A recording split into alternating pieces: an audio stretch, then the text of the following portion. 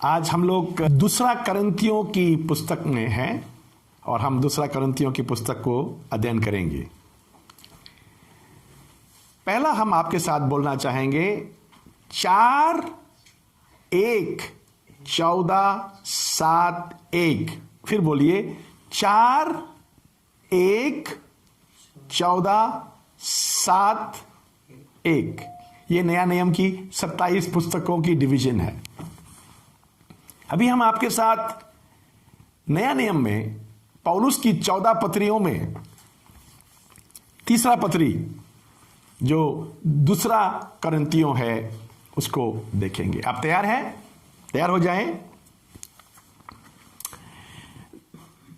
पौलुस ने पहला करंथियों की खत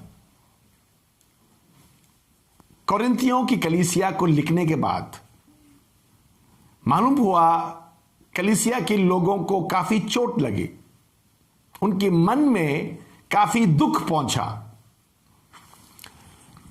तो पौलुस ने दूसरा करंथियों की खत को तीतुस के हाथ में लिख के बोला, तीतुस इसको ले जाके इनको दे दे।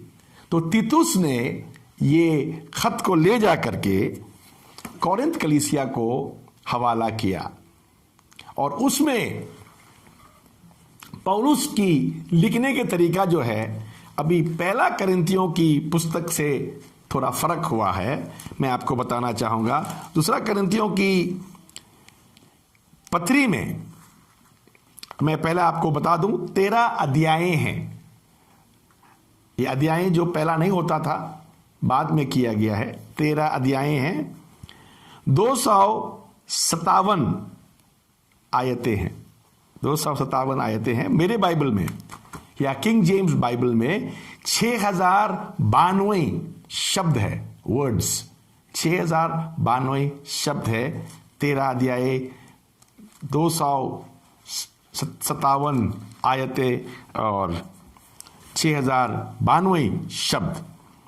ये 56 एडी में पौलुस ने लिखा है। जैसे पौलुस ने 1 से 3 में इंट्रोडक्शन दिया है, उसने बोला ग्रेस बी विद यू, अनुग्रह तुम्हारे साथ हो, वहां से शुरू हुआ अनुग्रह से।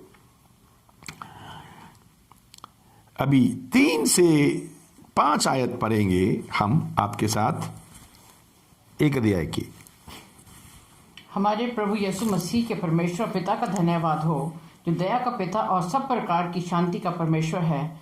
वो हमारे सब क्लेशों में शांति देता है, हमारे सब क्लेशों में शांति देता है, ताकि हम उस शांति के कारण जो परमेश्वर हमें देता है उन्हें भी शांति दे सके जो किसी प्रकार के क्लेश में हो। हाँ जी, जो शांति हमें मिलता है उसको लेने के बाद हम क्वालिफाई होता है, हम लायक होता है दूसरों को शांति देने के लिए। देखिए, आपके जीवन में शांति है ही नहीं तो आप क्या देंगे शांति दूसरों को? आपकी क्लेश में आपने परमेश्वर की तजुर्बा किया ही नहीं तो लोगों को क्या देंगे आप? आपके पास क्या है देने के लिए? इसीलिए पहला ले लीजिए, उसके बाद दीजिए, सबको दीजिए। ये कलाम कहता है। 5वां आयत हम फिर पढ़ेंगे। क्योंकि जैसा मसीह के दुख हमको अधिक होते हैं, वैसे ही हमारी शांति भी मसीह के द्वारा अधिक होती है। हमारा दुख अधिक था तो उससे बढ़कर शांति अधिक होता है। हालेलुया। हम पढ़ेंगे 6 आयत भी। यदि हम क्लेश पाते हैं तो ये तुम्हारी शांति और उद्धार के लिए है, और यदि शांति पाते हैं तो ये तुम्हारी शांति के लिए है। हालेलुया। अभी हम पढ़ेंगे 12। क्योंकि हम अपने विवेक की इस गवाही पर ग्रहण करते हैं कि जगत में और विशेष करके तुम्हारे बीच हमारा चरित्र परमेश्वर के योग्य ऐसे पवित्रता सच्चाई सहित था, जो शारीरिक ज्ञान से नहीं परंतु परमेश्वर के अनुग्रह के साथ था। क्या पौलुस कहता है 13 आयत में, जो भी हम लिखता है वो तुम समझ सकता है। पढ़ेंगे हम 13। हम तुम्हें और कुछ नहीं लिखते, केवल वो जो तुम पढ़ते या मानते भी हो, और मुझे आशा है कि अंत तक भी मानते रहोगे। मानते रहेंगे, समझते रहेंगे, ये पौलुस ने बोला एक अध्याय में। ठीक है, अभी एक अध्याय की बात हम यहाँ एक अध्याय में पौलुस कहता है 17 आयत में,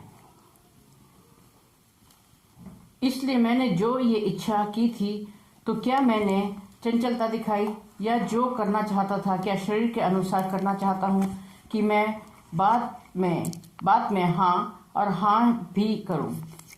पौलुस कहता है क्या मैंने मेरे जो जर्नी, मेरे जो सफर की तैयारी करने के टाइम में क्या मैंने इंसान की ज्ञान के मुताबिक किया है या परमेश्वर की मर्जी के मुताबिक किया है? वो उनसे पूछ रहा है आपका क्या ख्याल है, क्योंकि हमारे फैसला जो है मसीह यीशु में वो हमेशा हाँ ही रहता है, वो बताता है यहाँ। और इसके बाद हम आखिरी आयत पढ़ेंगे 22। जिसने हम पर छाप भी कर दी है और बयाने में आत्मा को हमारे मनों में दिया। हमें छापा है, छाप लगाया है, बयाने में हमारे को अपने आत्मा की क्या दिया है? आत्मा को हमारे मनों में दिया, मनों में दिया है।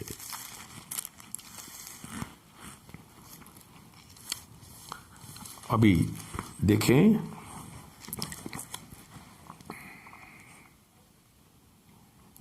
क्या और क्या, 2 अध्याय में हम क्या देखता है? नया वाचा की सेवकों का बारे में यहां हम देखेंगे।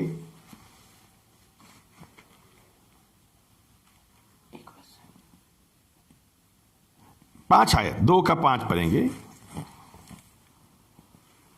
और यदि किसी ने उदास किया है तो मुझे ही नहीं, वरन कि उसके साथ बहुत कड़ाई ना करूं। कुछ तुम सब को भी उदास किया है। हाँ,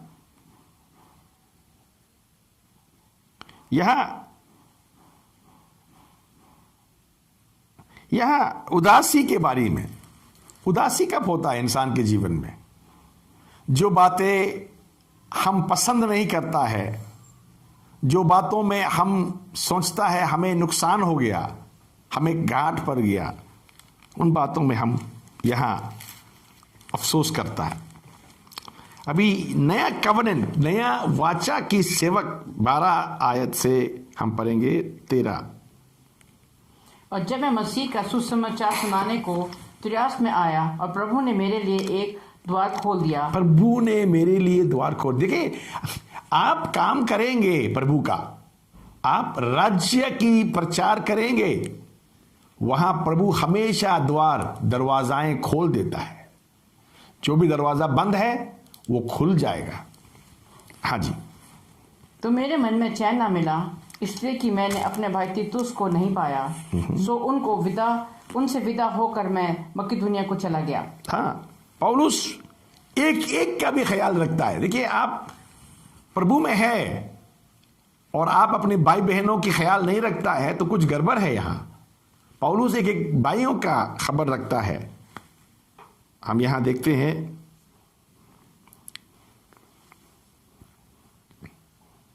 15 आयत। क्योंकि हम परमेश्वर के निकट उद्धार पाने वालों और नाश होने वालों दोनों के लिए मसीह के सुगंध हैं। हम सुगंधी हैं, सुगंध। उद्धार पाने वालों के लिए भी, नहीं पाने वालों के लिए, उन सब के सामने हम अपने गुण दिखाना है, मसीह के गुण दिखाना है। क्योंकि 17 आयत में उसने बताता है हम दूसरों के जैसे प्रचारक नहीं है। 17 आयत। क्योंकि हम उन बहुतों के समान नहीं हैं जो परमेश्वर के वचन में मिलावट करते हैं, जो परमेश्वर का वचन में मिलावट करते हैं, परंतु मन की सच्चाई से और परमेश्वर की ओर से परमेश्वर को उपस्थित जानकर मसीह में बोलते हैं। ये सच्चा सेवक की प्रचार है। 3 अध्याय में हम देखते हैं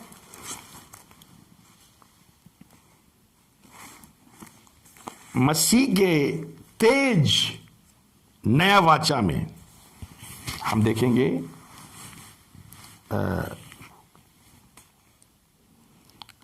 6 आयत।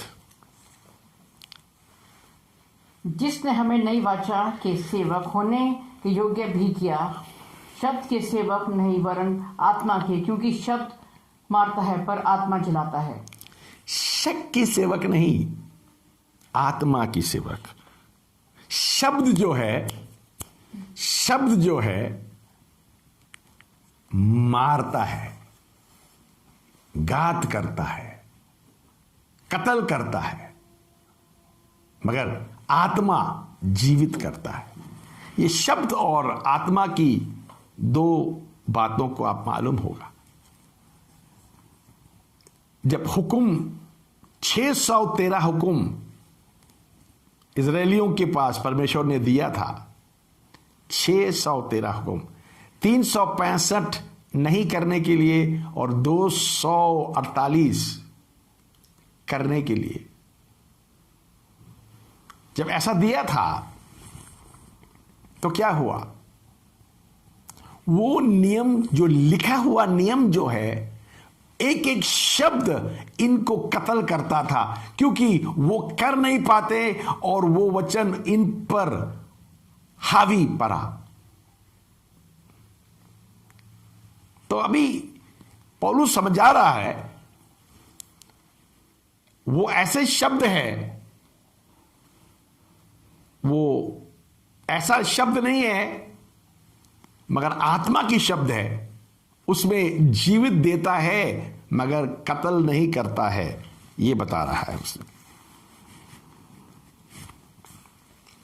हम आपके साथ देखेंगे 13 आयत, 3 अध्याय के 13 आयत।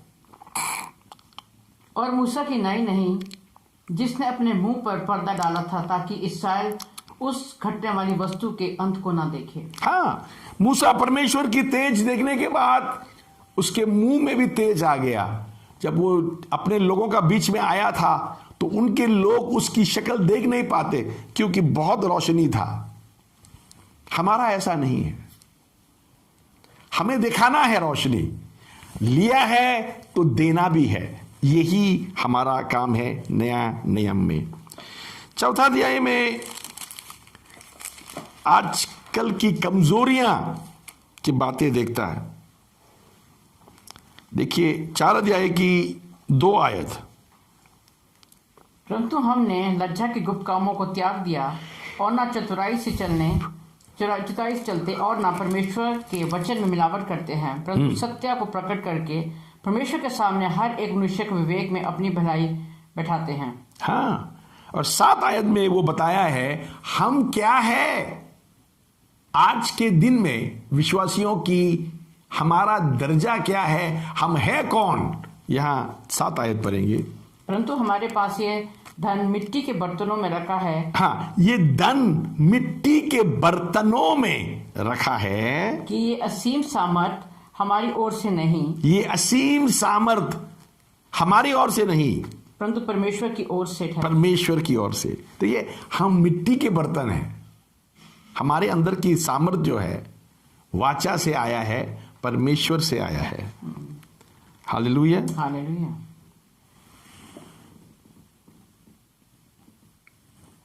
इसी वजह से क्या होता है, 9 आयत बताता है, 9-10। सताए तो जाते हैं पर त्यागे नहीं जाते। सताए तो जाता है, त्यागे नहीं जाता है। परमेश्वर की बहुत ही प्यारे लोग हैं हम। गिराए तो जाते हैं पर नाश नहीं होते हैं। गिराए तो जाते हैं मगर नाश नहीं होते।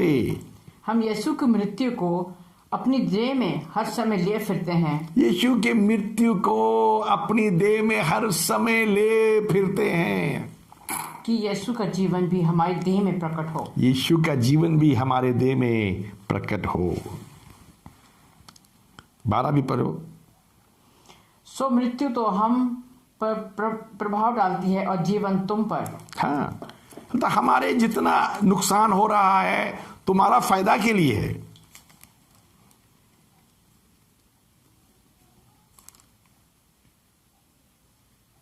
इसीलिए 18 आयत में लिखा है, हम अपने आंखों को, हम नजर को, दृष्टि को कहां रखता है? बढ़िए 18 और 4। हम तो देखी हुई वस्तुओं को नहीं परंतु अनदेखी वस्तुओं को देखते रहते हैं, क्योंकि देखी हुई वस्तुएं थोड़े ही दिन की हैं परंतु अनदेखी वस्तुएं सदा बनी रहती हैं। पौलुस ने साफ साफ बताया, देखी हुई वस्तुएं और अनदेखी ही हुई वस्तुएं। जो आप देख सकता है वो टेम्पररी है। टेम्पररी के मानी थोड़ी दिन के लिए ही है, इसके मानी बाद में बदल जाएंगे। जो देख सकता है, जो नहीं देख सकता है वो हमेशा के लिए है। आप क्या देख सकता है? आप अपनी समस्या को देख सकता है, थोड़ी दिन के लिए है। आप कोरोना वायरस देखता है, वो भी कुछ समय के बाद लोग भूल भी जाएंगे, इतिहास में रह जाएंगे। हर बात जो देख सकता है वो कुछ दिनों के बाद है। अजीजों, मुझे एक बात ये मालूम है क्या मालूम है मुझे? जो भी बातें आज आप नहीं देख रहा है उन्हें देखिए। कोलोसियों की 3 अध्याय के 2 आयत में लिखा है, आसमानी चीजों को खोजिए, दुनिया की नहीं। इसके बाद हम 5 अध्याय में हम देखते हैं, 5 अध्याय में बुरी हालत है। एक आदमी अपने बाप की पत्नी को, सॉरी, एक आदमी ने, हाँ वो पहला कर दिया था। 5 अध्याय में हम देखते हैं एक नई शरीर के इंतजार है। हम पढ़ेंगे 1 से 2। क्योंकि हम जानते हैं कि जब हमारी पृथ्वी पर का डेरा श्रीखा गिरा दिया जाएगा तो हमें परमेश्वर की ओर से स्वर्ग पर एक ऐसा भवन मिलेगा जो हाथों से बना हुआ घर नहीं परंतु चिरस्थायी है। इसमें तो हम कहते और बड़ी लालसा रखते हैं कि अपने स्वर्गीय घर को पहन लें। हाँ, स्वर्गीय घर को पहन ले। हालेलुया। 5:17। सो यदि कोई मसीह में है तो वो नई सृष्टि है, पुरानी बातें बीत गई, देखो वे सब नई हो गई। हालेलुया। पुरानी बातें बीत गई, सब नई बात हो गई। मसीह में जो भी आता है परमेश्वर ने उसको सचमुच नया सृष्टि बनाता है। हालेलुया। और यहाँ 6 अध्याय की 14 आयत में हम देखते हैं, 6 अध्याय की 14 आयत में हम देखते हैं, और विश्वासियों के साथ असमान जुए में ना जुटो। यहां हमको बताता है हम परमेश्वर की मंदिर हो चुका है। आप परमेश्वर की मंदिर हो तो आप विश्वासियों के साथ आपका कोई रिश्ता नहीं है। मां बाप भाई बहन कोई भी हो, कभी कभी विश्वासियों का जीवन में अपने जो रिश्तेदार मसीह में नहीं है उनके साथ हमारा रिश्ता बढ़ाने की कोशिश करते हुए हमारे जीवन में मुसीबतें आना शुरू होता है। क्यों? क्योंकि कैसे मिलाता है आप परमेश्वर की मंदिर हो और वो लोग के अंदर कोई और बैठा हुआ है। कैसे करेंगे? आपको मालूम है हेरोद राजा के पास मजूसी लोग गया तो हेरोद राजा का अंदर में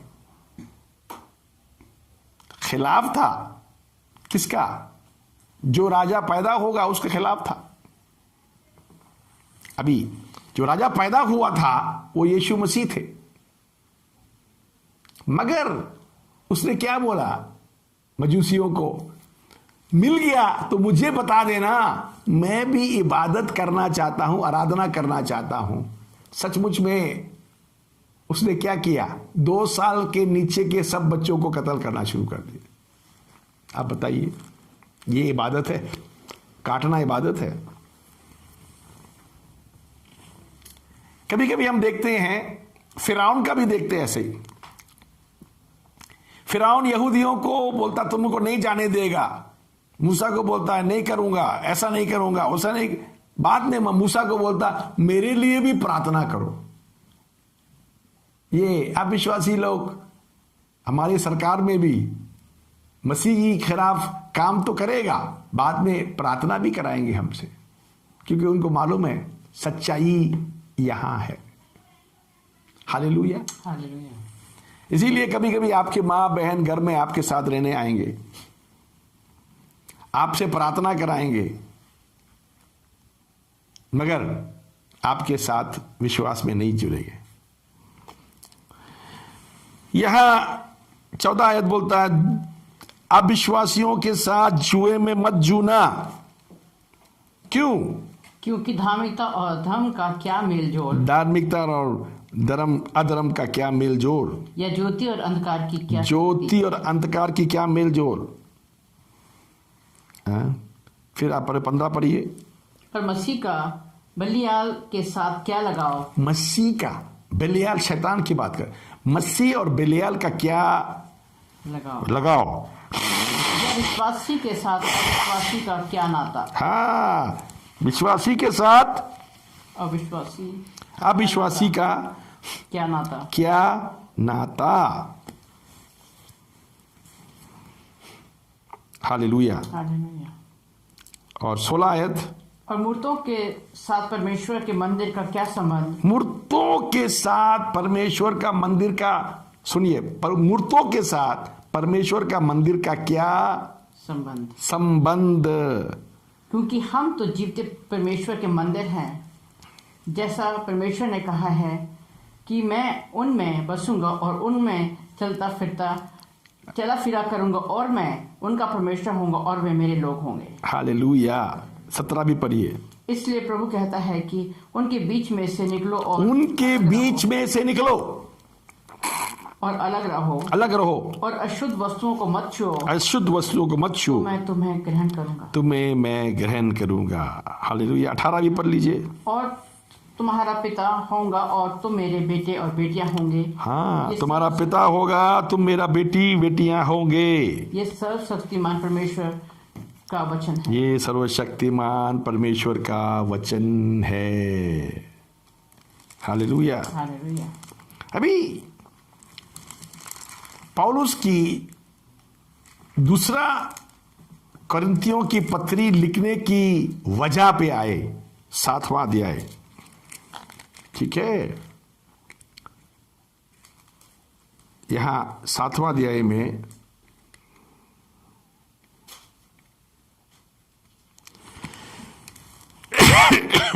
हम देखता है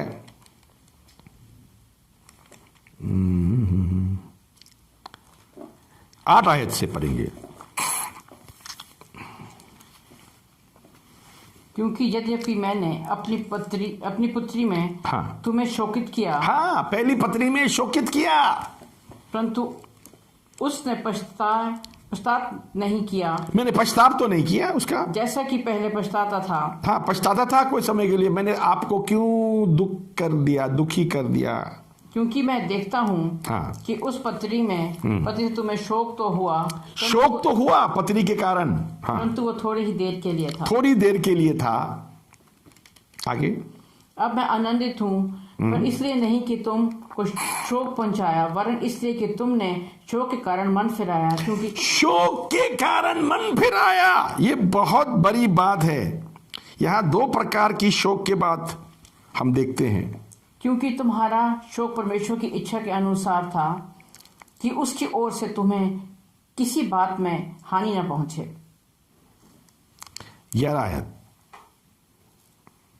10 आयत।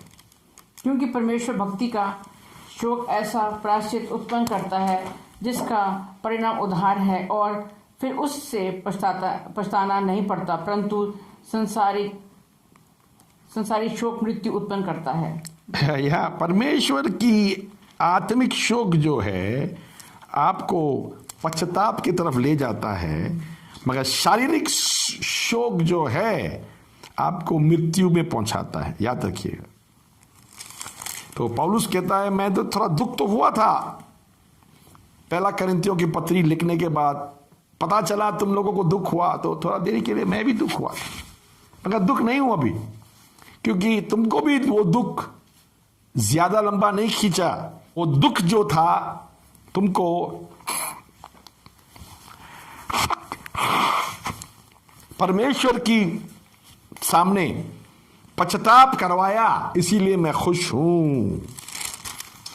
8वां अध्याय में 8, 9 और 10 अध्याय में हम देखते हैं पौलुस ने विश्वासी जो लोग घर बार उनका खो गया है, जिनको मार कूट के भगा दिया है लोगों ने,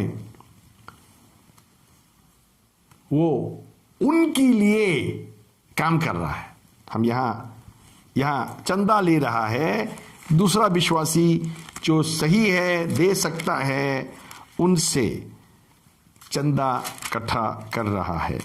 यहां 8 अध्याय में उसने बोला 6 आयत से, 8 अध्याय, माफी चाहता हूं, 8 अध्याय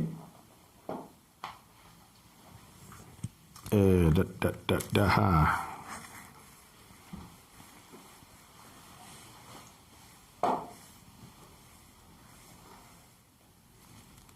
5 आयत, 8 अध्याय के 5 आयत।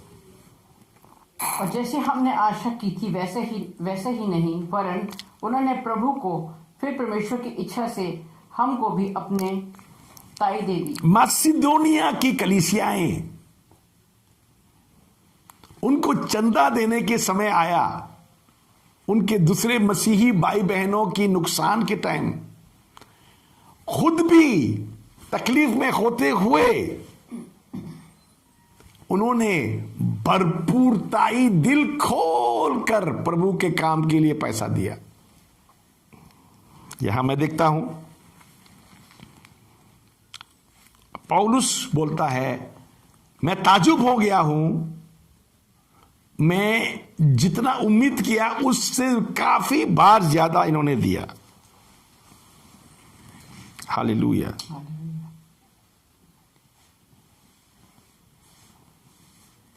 Glory to God. प्रभु धन्यवाद हो। 17 आयत, 8 का 17,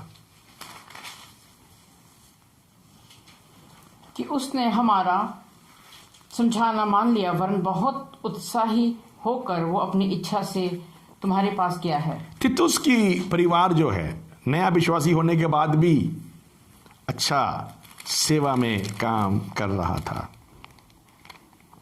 9 अध्याय में 6 आयत से हम पढ़ेंगे,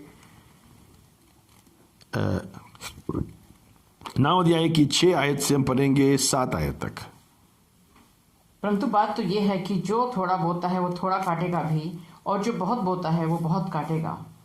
हर एक जन जैसा मन में ठाने वैसा ही दान करे, ना कुड़कुड़ा के और ना दबाव से, क्योंकि परमेश्वर हर से देने वाले से प्रेम रखता है। ना कुरकुरा के ना दबाव से देना पड़ेगा, नहीं। यहां लिखा है जो लोग, क्या बोलता 6 आयत में, जो लोग थोड़ा बोएगा, वो थोड़ा काटेगा, और बोएगा तो बहुत बोएगा, बहुत काटेगा। 7 आयत कहता है हर एक को पढ़िए, हर एक जन जैसा मन में ठाने वैसा ही दान करे। जैसा मन में, तो पहले मन में आता है।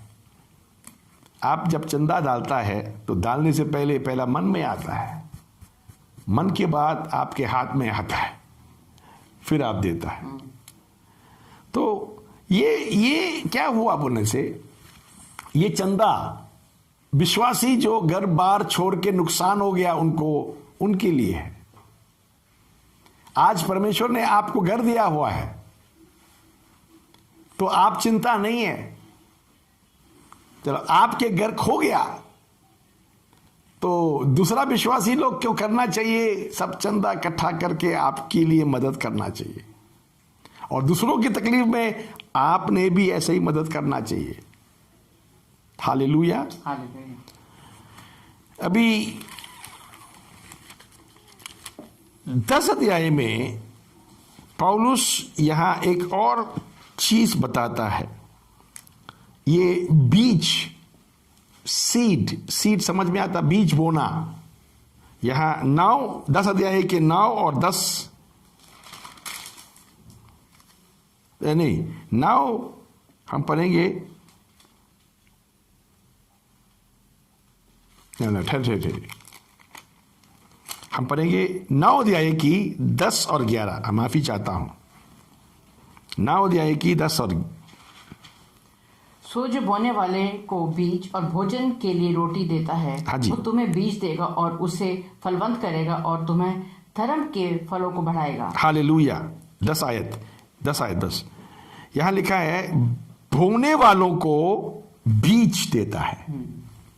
देखिए यहां देखिए, हमेशा हम गलती क्या करता है मालूम है? परमेश्वर हमें बीजने के लिए बीज अलग से देता है, खाने के लिए भोजन अलग से देता है। हम क्या करते हैं, भोजन को भी हम खा लेते हैं और जो बीज देता बोने के लिए वो भी हम खा जाते हैं। आपको मालूम है बहुत लोग बीज खा जाते हैं।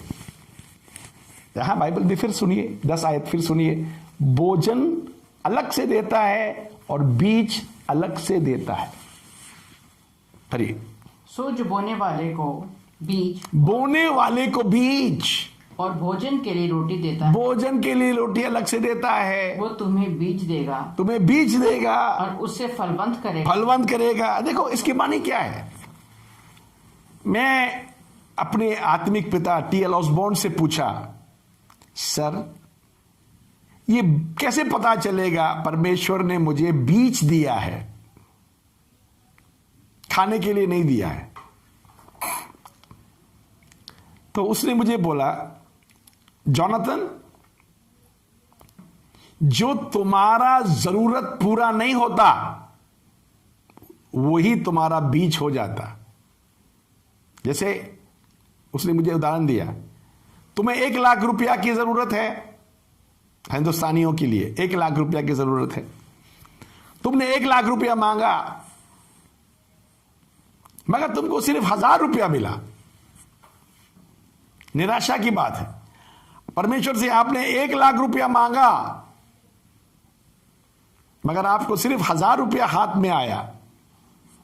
क्या करोगे आप? क्या करोगे?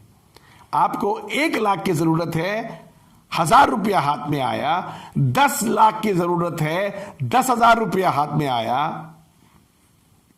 10 लाख की जरूरत है और सिर्फ 10,000 रुपया हाथ में आया। कहां गया 90,000? नहीं 90 लाख कहां गया? 9,90,000 कहां गया? सिर्फ 10,000 आपके हाथ आया। कहां गया? 10 लाख मांगा, 10,000 मिला, 9,90,000 नहीं मिले, तो कहां गया? बाइबल कहता है वो आपका बीज बन जाएगा। बीज 1 लाख चाहिए था, सिर्फ 1000 रुपया मिला, उसको बो दीजिए। 100 गुना फल जो है 1 लाख है। 9,90,000 को नहीं मिला, कुछ परवाह नहीं, 10,000 मिला, बो दीजिए, उसके 100 गुना 10 लाख है। बोलता, Jonathan, whatever does not meet your need will become your seed। मुझे बहुत अच्छा लगा। जो तुम्हारा जरूरत पूरा नहीं करेगा वो बीज है, जरूरत पूरा करेगा वो खाने पीने के है। हालेलुया। हालेलुया। परमेश्वर की वचन कहता है, परमेश्वर कहता है तुमको पैसा चाहिए, मैं तुमको बीज दूंगा, बीज बोलो, 100 गुना फल तुम्हारा जरूरतें पूरा करेंगे। हालेलुया। तो बीज बोना सीखना बहुत जरूरत है। यहां 10वां अध्याय में हम देखता है पौलुस अपने सेवा की बारी में बताता है, और 11 अध्याय में, 2 कोरिन्थियों 11 अध्याय में झूठा नबियों की, झूठा भविष्यद्वक्ताओं की और अपोस्टल्स की बात करते हैं। आज का डेट में लोग अपोस्टल क्या है, प्रॉफिट क्या है नहीं मालूम। सबके नाम के सामने अपोस्टल प्रॉफिट लगा दिया। आपको मालूम है बाइबल के नियम है, अपोस्टल वो होता है जो यीशु मसीह को अपने आंखों से देखना पड़ता है। जी बहुत लोग अपोस्टल तो बोल रहा है, यीशु मसीह को अपने आंखों से देखा, प्रभु ही मालूम। अभी 11 अध्याय में पौलुस अपनी दुख तकलीफ जो उठाया है उसके बारे में बता रहा है। अभी 12 अध्याय में पौलुस कहता है मेरे जीवन में एक समस्या आया और मैंने 3 बार प्रार्थना किया शैतान की कांटे को हटाने के लिए। परमेश्वर ने बोला मेरा अनुग्रह तेरे लिए काफी है और मेरी सामर्थ तुम्हारे कमजोरी में पूरा करता है। हालेलुया। तो इस बात को पौलुस ने देखा, क्यों उसको, पौलुस को ये समस्या क्यों आया, घमंड नहीं होने के लिए बोलता, नॉट टू पफ्ड अप। जब भी कभी कभी आपके जीवन में परमेश्वर की सामर्थ के कार्य बहुत होने के टाइम में क्या होता है, आप फूल जाते, आप सोचते मेरा जैसा कोई नहीं। शैतान को मौका मत दीजिए। हालेलुया। अभी 13 अध्याय जो है उसका फाइनल वार्निंग है।